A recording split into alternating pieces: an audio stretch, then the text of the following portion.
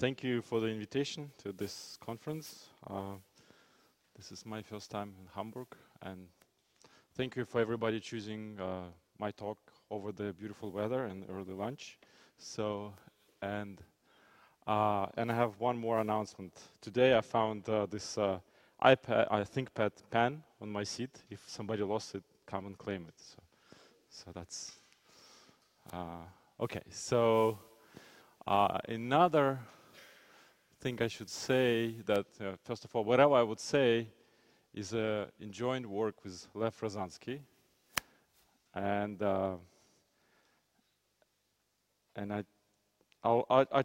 my talk would be somewhat elementary, so I could not make it complicated. So I think it's appropriate for the talk before lunch. So, all right. So as I say, so we start with a little bit of history. So we all, well, first of all, explain why I care about the problem which I will, about this thing which I will talk about. So, well, we all know this, Jones polynomial, which was discovered in 1984. It basically basically changed low-dimensional topology forever. So people use this thing to prove all long-standing conjectures, and it's very useful, not invariant, as everybody knows. So in physics of the not invariance was illuminated first by a work of Witten, then there was work by Aguri-Waffa, and many more people. I didn't mean to I just could not talk much about it. I'm sure other people can talk more about it. So yeah, so then probably next step was discovery of Home-Homology. So this is figure 8 knot, and I wrote for you Jones polynomial. It's a polynomial of one variable, and basically Havanov tells you that, well, you can actually replace this plus minus ones by powers of t's, and you can define some kind of homology series such that if you take its early characteristics, you get back you get back your Jones polynomial. This is something that everybody knows here, but I just want to put it out there. Okay, so then a little bit let's go back a little bit. So in shortly after discovery Jones polynomial, people generalized this Jones polynomial on two-variable polynomial, which is called Home-P-T polynomial. It's also defined by the skein relations.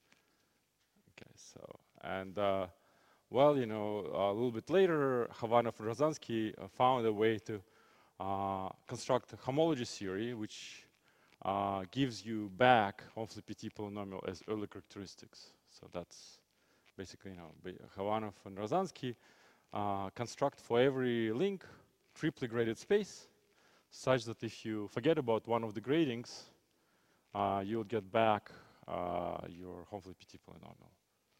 Okay, so these were giant leaps forward with this thing. Now I will describe tiny, I will talk a little bit about definitions. So just to put it up there, so we will be talking about braids and links, and for me, the knots, I would be thinking about them as the closure of the braid. So you take a braid, draw it on draw a picture of a braid, and you close it up.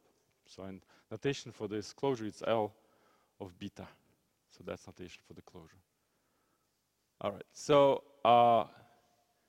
then this construction of the Havanov and Rozansky later was interpreted by Havanov in terms of Zergel bimodules, and you can look back at the definition of Zergel bimodules and reconstruct. Zergel bimodules was algebraic way of talking about perverse shifts, and you can look back into the geometry and reconstruct back geometric definition of the this triply graded Havanov-Rozansky homology. So I wrote it up there, and I don't want to talk much about it. So it was written in the paper of Williamson and Webster, 2009. But essentially, it's just looking back at the definition of Zergel bimodules and reconstructing it back.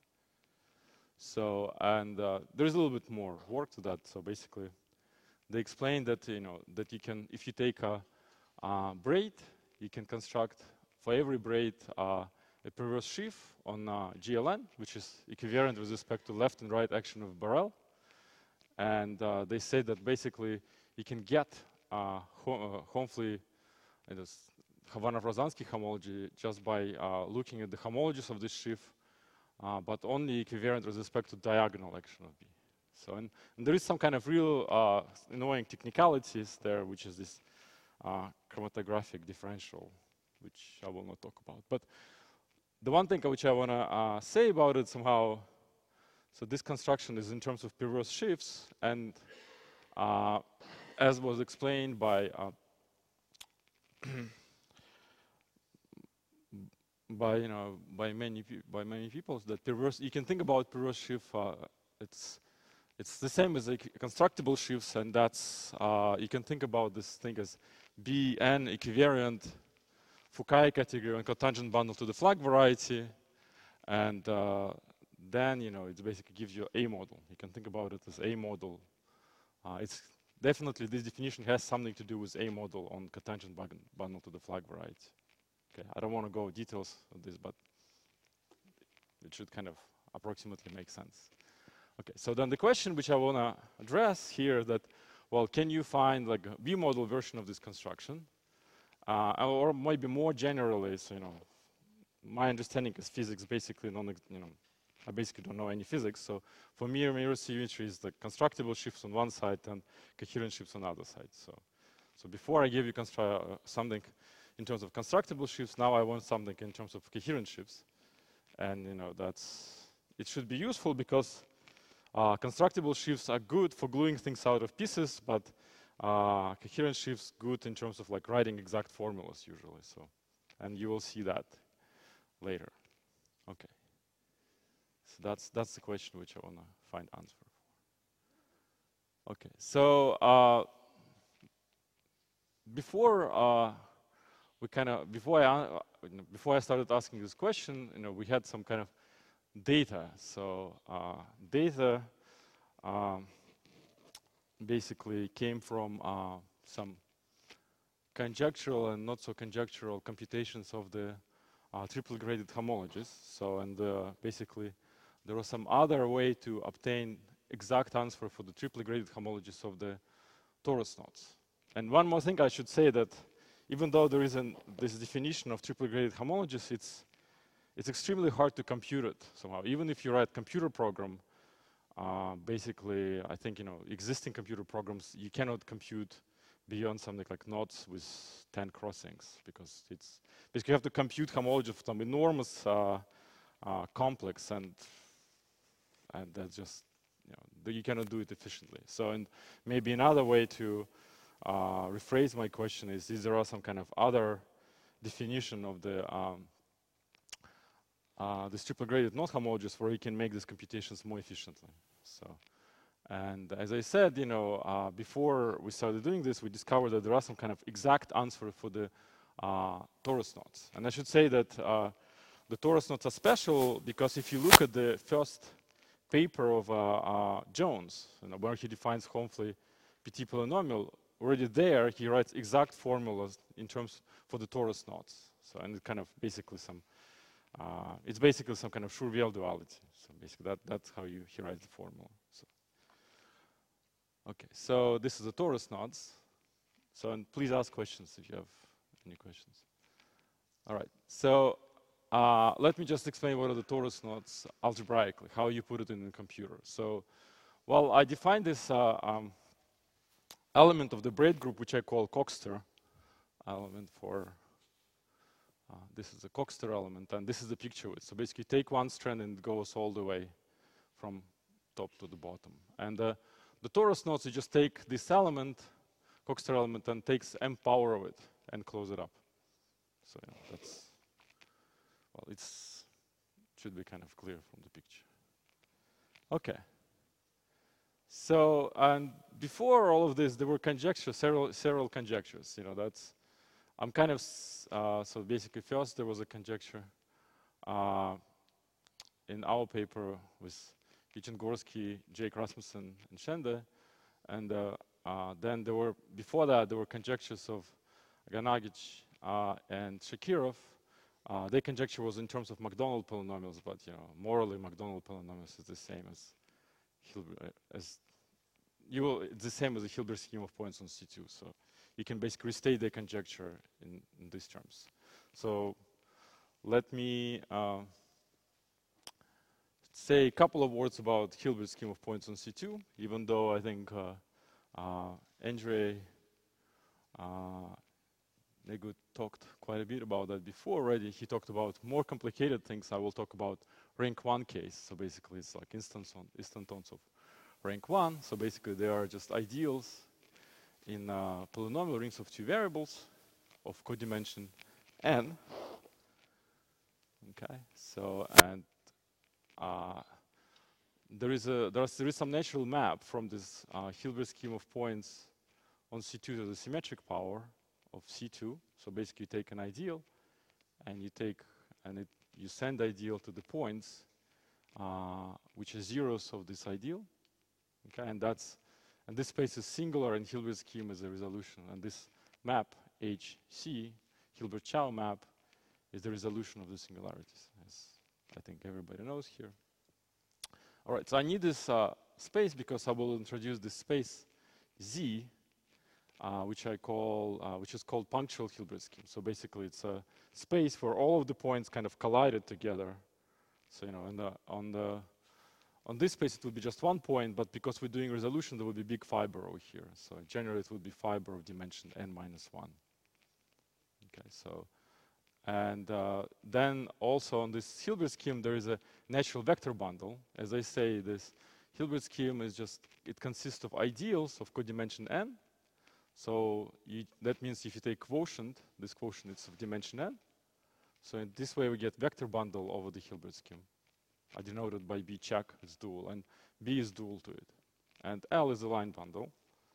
So let me go back to my slide before.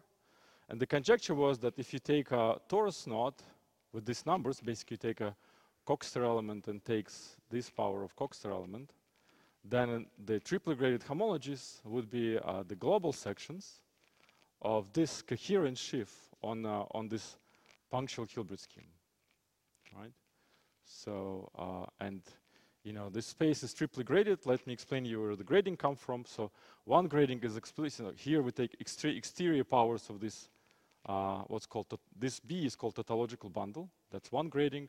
And two more gradings come from the C star cross C star action. So because, we have action of C star cross C star on C2, we have action on the Hilbert scheme too.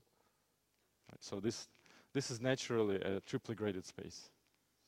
And that's the conjecture. And basically, there were computations on 3 strands which confirmed that, and there were also some kind of other sets of conjectures which are consistent with this one, other set of conjectures about relations to the representation theory of rational Chernykh algebras and Hilbert scheme of singular curves.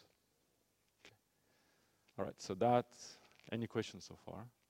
So basically, the actual motivation for the whole line of work was, as I say, so this is the torus which acts on C2 and it acts on this Hilbert scheme of points, and this way we get double grading on each of the spaces. So coming back, basically the motivation, actually the main motivation was to prove this formula.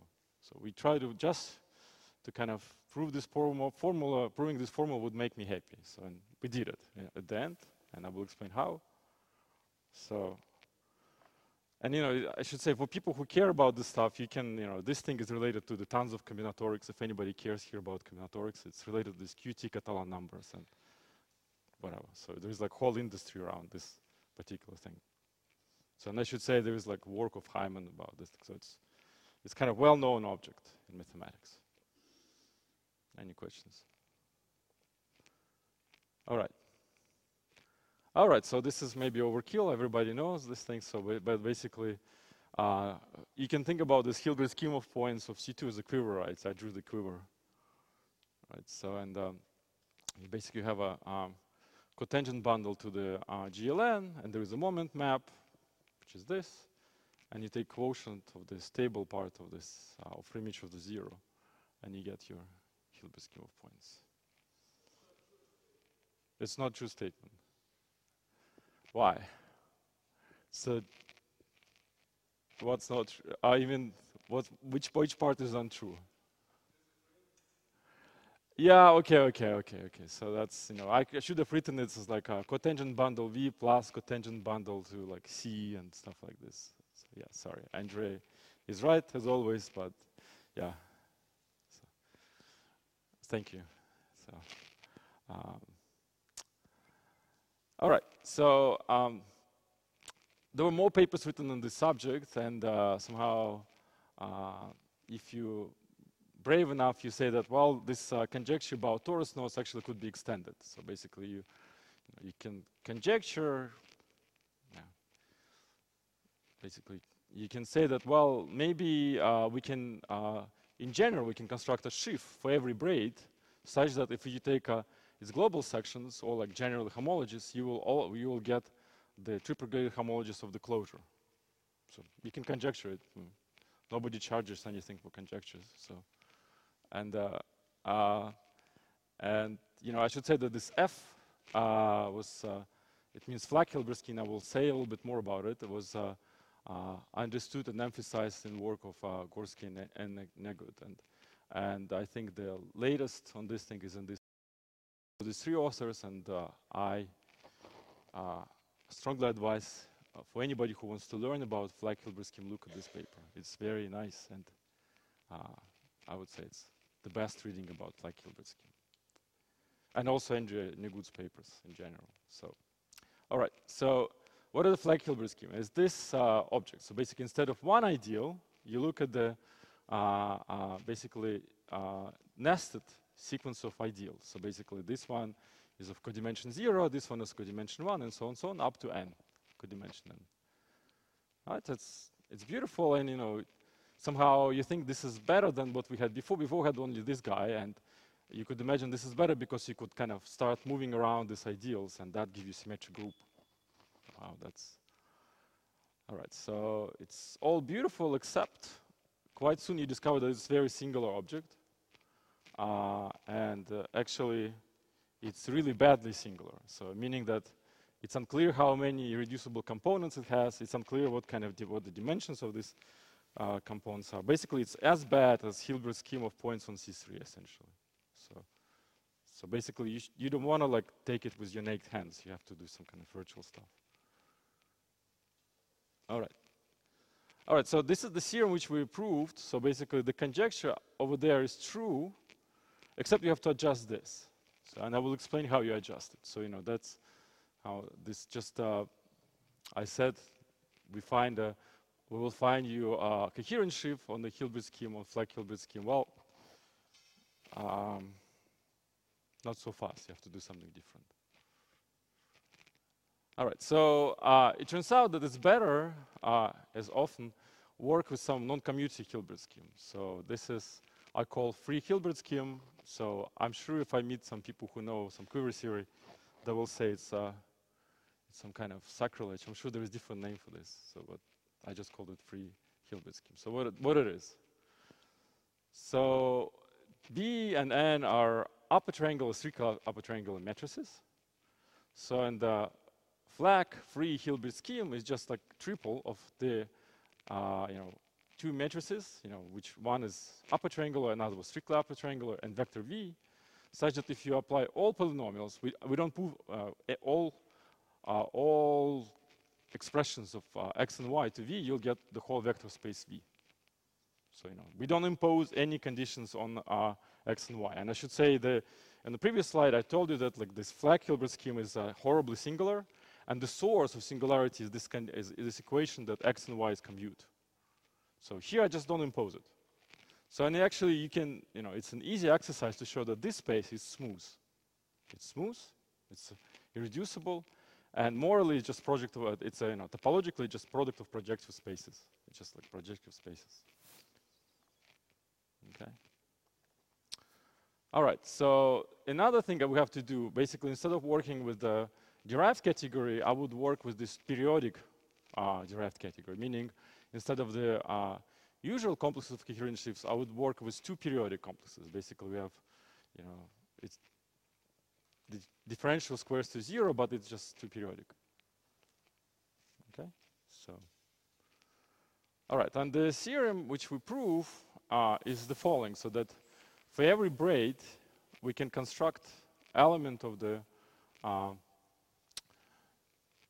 we can construct two periodic complex on this free Hilbert scheme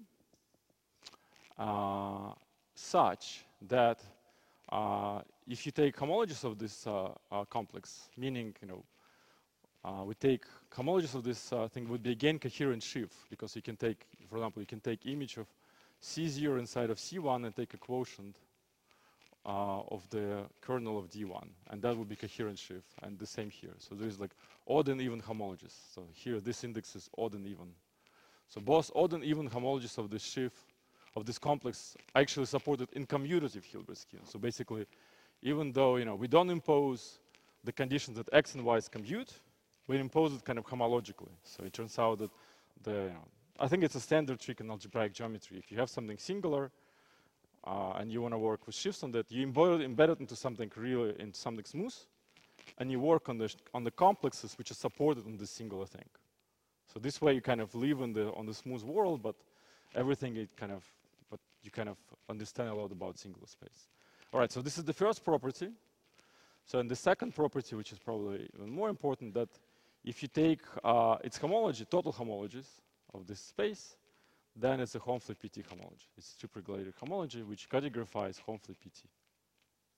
Okay, so that's our main theorem. So, and okay, now I will explain what it's good for. So why the definition is better than the previous one? Okay, you can, before there was some kind of constructible shifts which probably very few people care about in this room. So and now coherent shifts which equally uninteresting for most people probably. So but what's interesting about this picture is that if you have on this flag Hilbert scheme there is this line bundles. There's this beautiful line bundles which kind of implicitly appeared in Andre's talk, Andre's good talk. So this is these tautological bundles. Do you remember there were like the sequences of ideals, and you can take subsequent quotients. It will be one-dimensional space, and it'll give you a line bundle.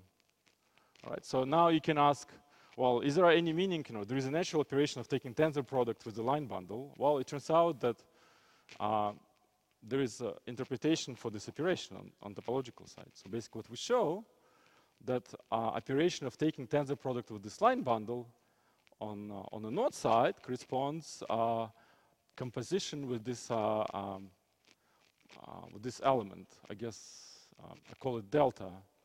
I think appropriate name for this element would be like Bernstein-Lustig element. Oh no, it's Juicy Murphy element. It's Juicy Murphy element.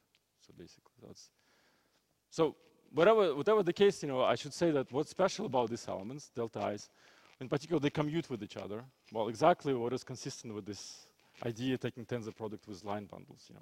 Taking tensor product with line bundle is definitely a commutative operation. So, in some sense, we easily categorified, this big commutative pod algebra. So inside of the braid group, and I think this is probably the biggest commutative pod algebra inside of the braid group. So, and by the way, this type of conjecture appeared in this previous work of Gorski, Nigut, and Rasmussen. All right. So, and in particular, I should also say that one other thing that if you take full twist, one other way to think about this Juicy Murphy elements, they are partial twists. So basically, if you take composition of these elements from K to N, you'll just get like a full twist on first case strands. You just take first case strands and they just go around 360 degrees. All right? Good? Any questions? So basically, this result gives you like, well, if you computed something for one braid, then I know answer for a lot of them, which is great because I think before we started doing this work, basically there was no kind of there was very few examples where people were able to compute triple-regulated homologies, only in 3 strands. And here, I'll show you this, how you can use this. All right, so one other thing I should say that we computed few other things. So another thing I should say that in our papers, everything is kind of papers written in some kind of C++ friendly ways. Basically you can take this, what's written there, and code it and use it for computations. So that's, and basically, because of this nature, we can do some computations. So, I should say that there is an analog of this punctual Hilbert scheme. Do you remember, like a few slides ago, I talked about this punctual Hilbert scheme? And if there is a natural map from the flag Hilbert scheme to the usual Hilbert scheme, and we take pre-image of it, and there is some kind of flag version of this punctual Hilbert scheme. And one other theorem we proved that if you take this Coxeter element, then it's then braid, then this complex corresponding to this Coxeter element is just a structure shift of this virtual structure shift, which I will say at the end what it is. It's a structure shift of this punctual Hilbert scheme. And well, this way we can prove this conjecture. So that's this thing, something that I really wanted to understand. We proved it. Okay.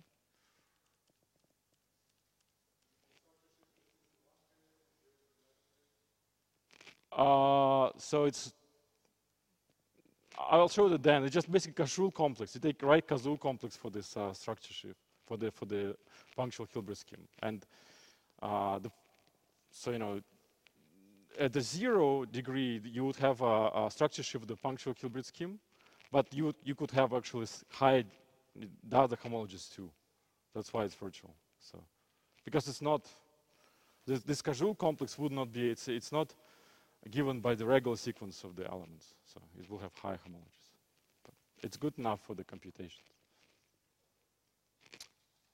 All right, so this is coming back. All right, so we can actually do this computation a little bit more generally. We can take this like quasi-Coxeter elements. So basically you take now, so the Coxeter element was product of all of the generators and given order. Well, in principle, you can take any subset. And then there is appropriate notion of this punctual Hilbert scheme. So we also proved that that's the case.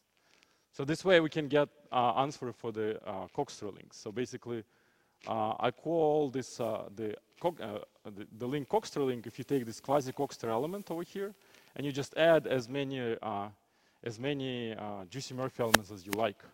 You put them there, and you take a closure. And basically, we have answer for all of them. All right. So let's just like pause for a second and see how much we got from this.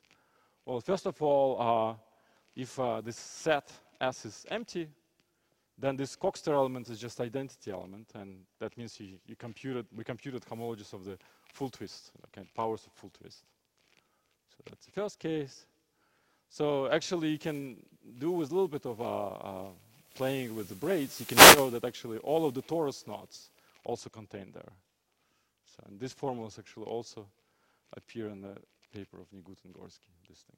So and actually many more. So but it's yeah, anyway, so in general, we expect that there will be explicit formula for the links that are obtained from a knot by Coxeter cabling procedure. Basically, you take a knot and you draw it its neighborhood, this kind of knot, and there will be some explicit answer. But we haven't done it yet. But that's probably scope of like explicit computations in this theory.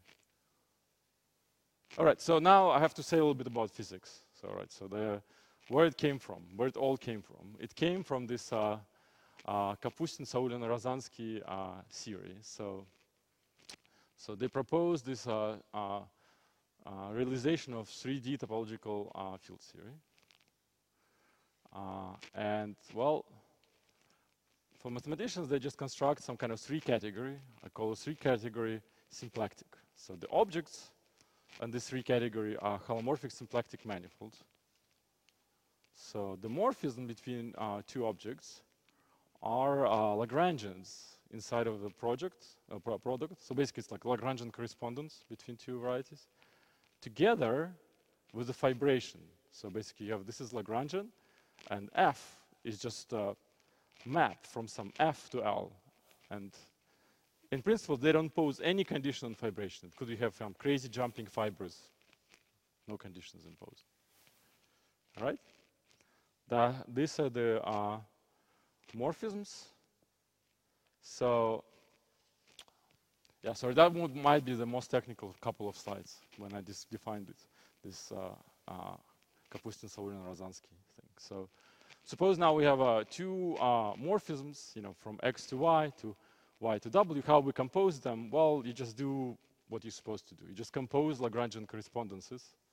So basically, the composition of Lagrangian correspondences give you this Lagrangian L prime, and you get naturally fibration over this Lagrangian correspondence. And there's only one thing you can do, so and you do it. All right, so this is. All right, so, well, this is just, I don't know, so it's the definition of the semi-direct product over the space. Now, suppose we have the point is that if you have morphisms, this morphism between objects of two categories, then there are morphisms between morphisms, and that's supposed to be one category. So that's finally we arrived in the world where we can comfortable from. And basically, the one way to say it, that's basically two periodic complexes over this over. The right thing to say is derived intersection of this fibration over this xy. Okay, that would be the right thing to say.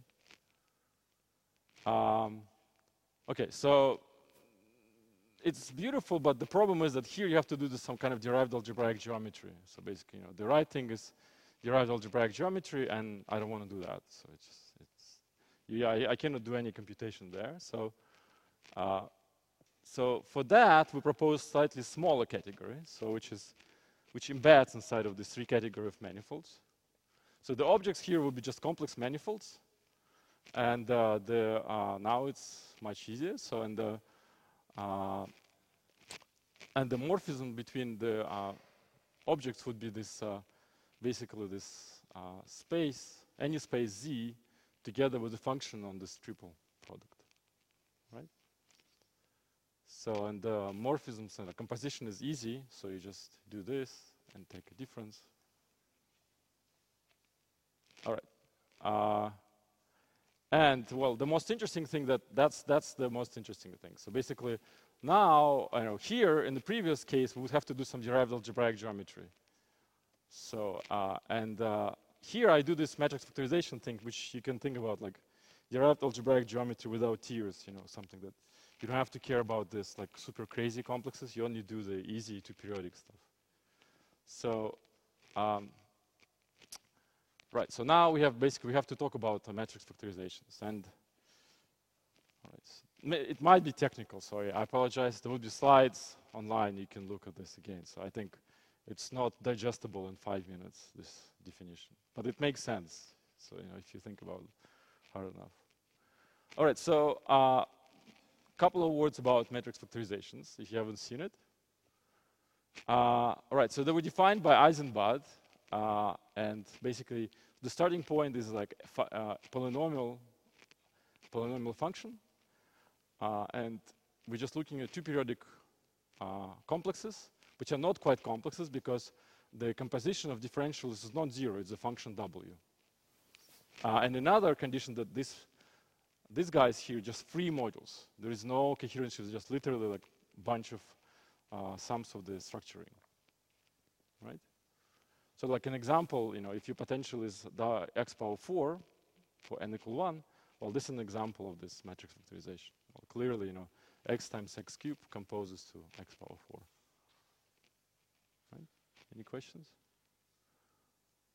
So now I'll go back to this, the relations, I was talking about this three category of symmetric spaces. Well, actually, there is an embedding of this smaller category inside of the bigger category. Well, the one on the level of objects, it's kind of obvious. If you have a symplectic manifold, you can always take cotangent bundle. Well, it's holomorphic symplectic manifold right away.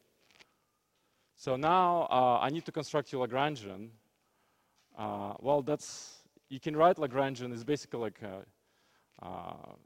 some section from the Arnold's book on Hamiltonian mechanics. It's basically you use this generating function. You treat W.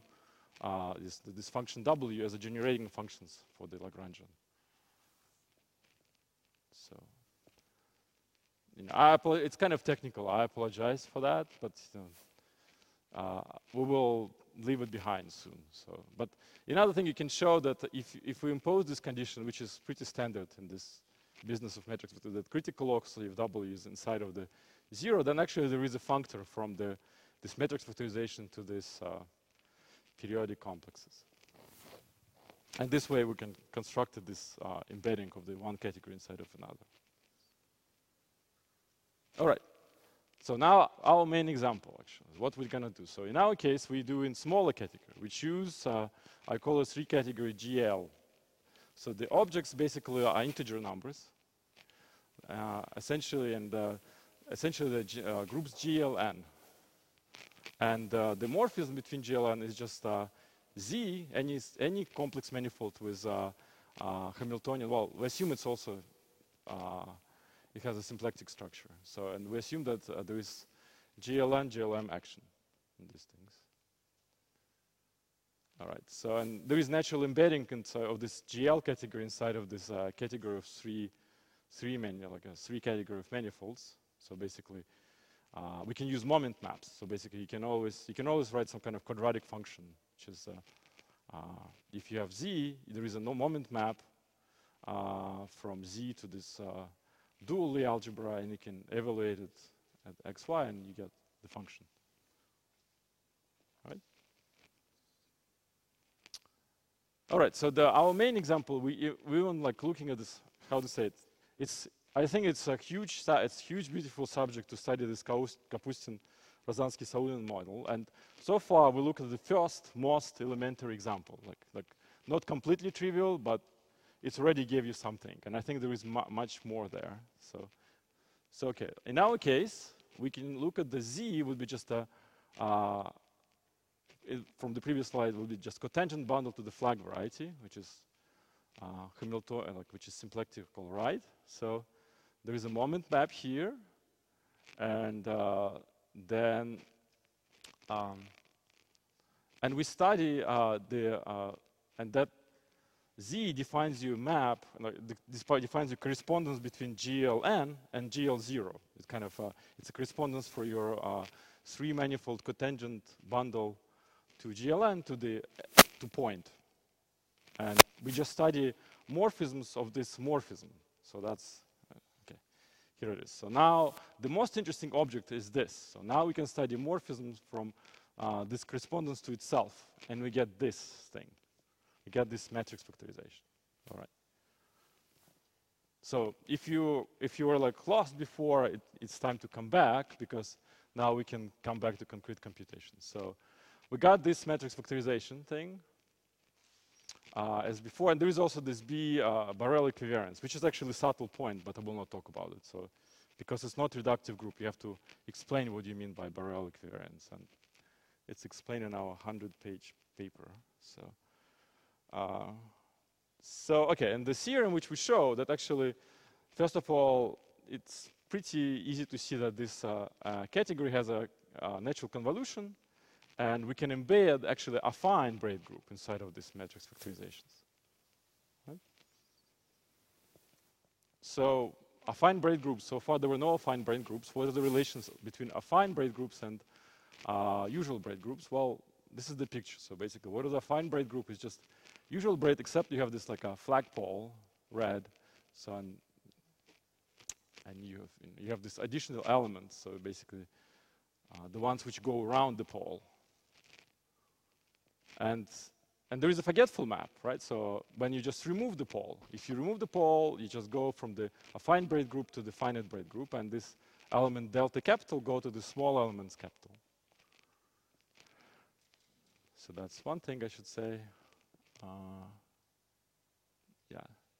Right, and then I should say, what is the analog of this map from the braid group? So for mathematicians, if you ask me to summarize my talk in one sentence or maybe 2 sentences, so the most surprising thing for us, or like most interesting thing, that this framing which I'll be talking about, it's kind of geometric analog of this map from the affine braid group to the finite braid group. So here are the statements. So I talked about, so far I was talking about this matrix factorizations, and the underlying space of matrix factorization were this like a quintuples, the matrix X, group element, upper triangle matrix, group element, upper triangle matrix. But now I also add vector V. And I require this strange condition that if I twist one of the x's and apply it to V, then I will get whole of the space Cn. I impose some kind of, I take some open loci inside of my base space. So, and the theorem, and there is natural pullback map. There is a matrix factorizations on the whole space, and there is a matrix factorization on the frame space. So because there is a map of spaces. And this map, so what was psi? Psi, I guess, should have been, so this map is basically geometric realization of this forgetful map. So I should have drawn diagrams. So basically, when you impose framing, your elements, so maybe I should have said it. So basically, if I take this, the braids, which are realized by this element deltas, and restrict this matrix factorization of this open loci, they just become identity. So basically, the making whole in your space corresponds forgetting about the affine part of the braids. Okay, and I think this is kind of new phenomenon in geometric representation theory. So,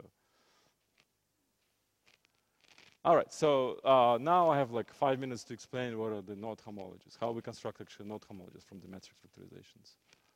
So we have embedding of this free Hilbert scheme inside of this total space, inside of the space. Remember, like my total space of the where matrix factorization existed had matrix X, upper triangular group element, and upper triangular matrix, strictly upper triangular matrix. I just do this. I just embed it like this. I just set group elements identity and 2 upper triangular matrix equal.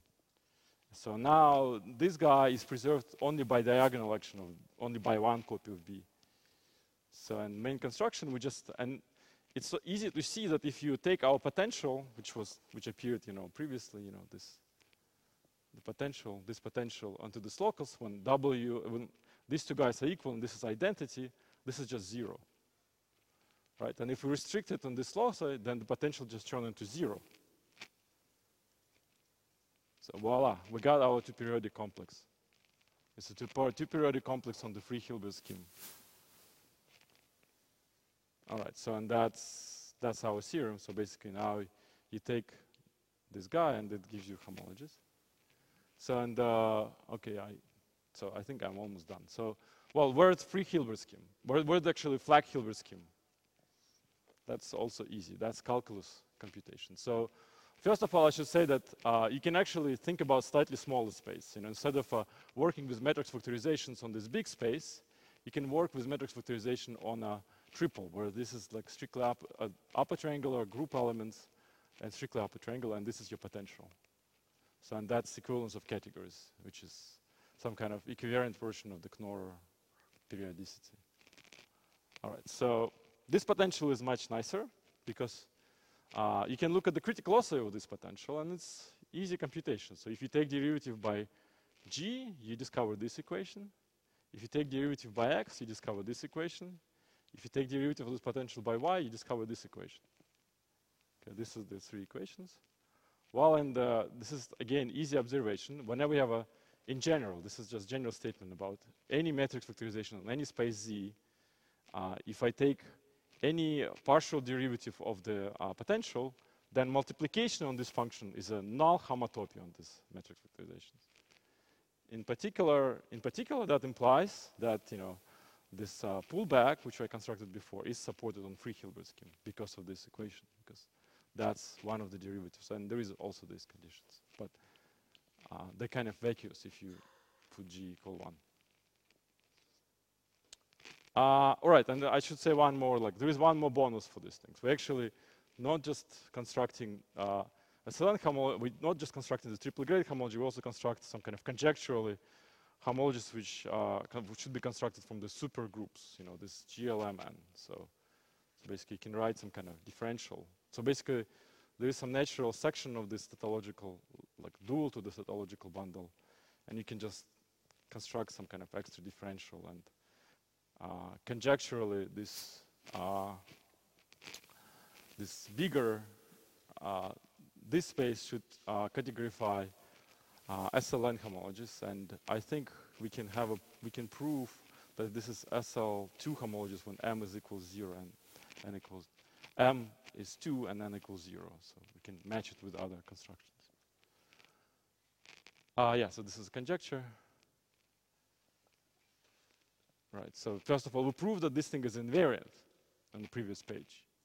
So and the conjecture is that that's actually the GL-Mn invariant. So I should say that in general, this for general Mn, this theory is not constructed yet, but there are many cases when it is constructed. All right, and this is the last slide. So that's what Andre's question was. So basically, this functional Hilbert scheme is defined by these equations. So basically, it's the condition that the diagonal elements of B match with each other because they sit in the same point, and the condition that these elements commute. Actually, you don't need to look at the main diagonal because of this condition. You have to look at sub-main diagonal is already given to you, so and you have to look beyond sub-main diagonal, and you just write Kazul complex for these equations, and that's our virtual shift. That's it. So thank you.